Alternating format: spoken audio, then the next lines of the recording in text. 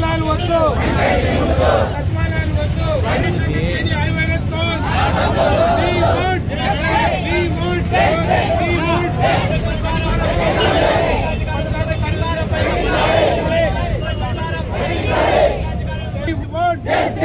సచివాలయాలు వద్దు, పంచాయతీ కార్యదర్శుల ఐక్యత.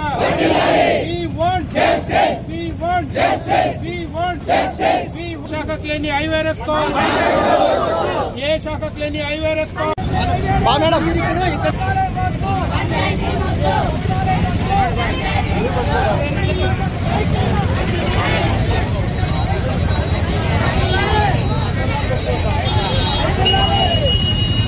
ఆఫీస్ లో కూర్చున్నా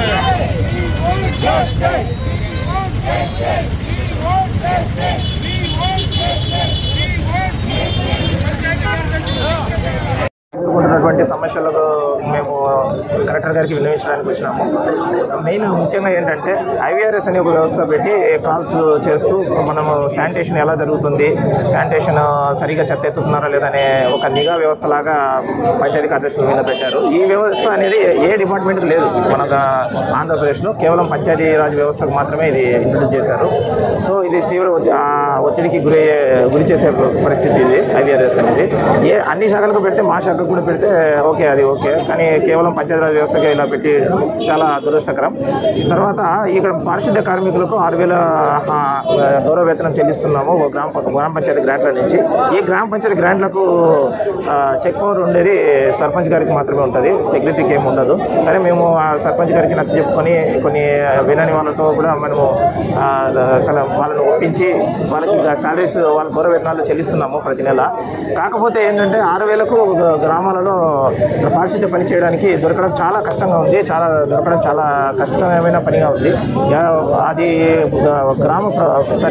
ప్రభుత్వం వరే ఈ పారిశుద్ధ్య కార్మికులను నియమించి మాకు అందిస్తే మేము వారితో పని చేయించుకొని అవుట్పుట్ తీసుకురాగలుగుతాము. మంచి అవుట్పుట్ పారిశుద్ధ్య పనులు చేయించడానికి కూడా చాలా సులభతరంగా ఉంటుంది. అలా కాకుండా కేవలం 6,000 ఏమో గ్రామ పంచాయతీల గ్రాంట్ల నుంచి చెల్లించుకోండి, తర్వాత మేము నియమించి ఇవ్వము, మీరే చూసుకోవాలంటే అది చాలా కష్టంగా ఉంది మాకు. మేము ఎలా నియమించుకోవాల్సి వస్తుంది? నియమించుకోవడం అంటే 6,000కు దొరకడం అంటే చాలా కష్టంగా ఉంది. సో ఈ ప్రభుత్వం వారు కలగజేసుకుని వాళ్ళ గౌరవ వేతనం పెంచుతూ, ఏది పారిశుద్ధ్య కార్మికుల గౌరవ వేతనం పెంచుతూ ప్రభుత్వం వారే నియమించి మాకు అప్పగిస్తే మేము వారితో పనిచేయించుకోవడం సులభంగా ఉంటుంది.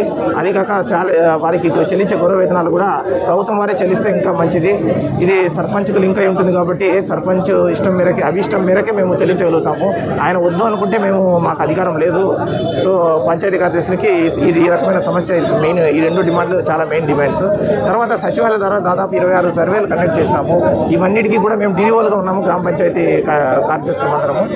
ఈ డీడీఓలుగా ఉండడం వల్ల వీళ్ళ సచివాలయంలో ఉండే అందరు స్టాఫ్ని మేమే మానిటర్ చేయాల్సి వస్తుంది. వాళ్ళ సర్వే సరిగ్గా చేయకపోయినా, పని చేయకపోయినా ఇవన్నీ మేము వాళ్ళని కలగజేసుకొని సర్వే చేయించాలని కానీ ఇంకోటి ప్రభుత్వం వారు చెప్పినట్టు చేయించాలని అడిగినప్పుడు వాళ్ళ డిపార్ట్మెంట్స్ ఉన్నాయి. అగ్రికల్చర్ డిపార్ట్మెంట్ అని, హెల్త్ డిపార్ట్మెంట్ అని చెప్పేసి, రెవెన్యూ డిపార్ట్మెంట్ అని చెప్పేసి, ఇలా ప్రతి ఒక్క డిపార్ట్మెంట్ మాకే చాలా భయంకరంగా పనులు ఉన్నాయి, ఒత్తిడి ఉంది, మేము ఎలా చేస్తాం, మేము చేయమని మా ముఖం మీదే చెప్పడం జరుగుతుంది. మేము వాళ్ళని సంధాయించడము ఇవన్నీ చాలా కష్టంగా, చాలా గగనంగా ఉంది మాకు. కాబట్టి మేము సచివాలయం డీడీఓగా మాకు వద్దని మేము అడుగుతున్నాము. మాకు వద్దు సచివాలయం డీడీఓ, మేము గ్రామ పంచాయతీ విధులు మాత్రమే మేము నిర్వహిస్తాము.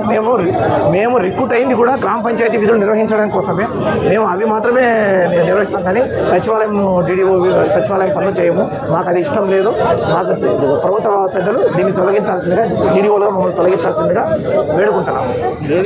హాయ్, హలో, నేను Mahesh Vita. Please do subscribe to Proddatur news. ప్రొద్దుటూరులో జరిగే ప్రతి అప్డేటు ఎప్పటికప్పుడు మీరు చూడాలనుకుంటే ప్రొద్దుటూరు న్యూస్ అనే యూట్యూబ్ ఛానల్కి సబ్స్క్రైబ్ అవ్వండి.